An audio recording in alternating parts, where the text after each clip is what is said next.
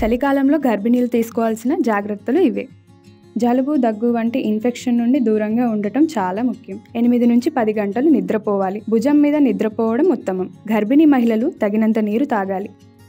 పొగలు, కెమికల్ వాసనల నుండి దూరంగా ఉండండి. చలి తగిలే ప్రదేశాల నుండి దూరంగా ఉండండి.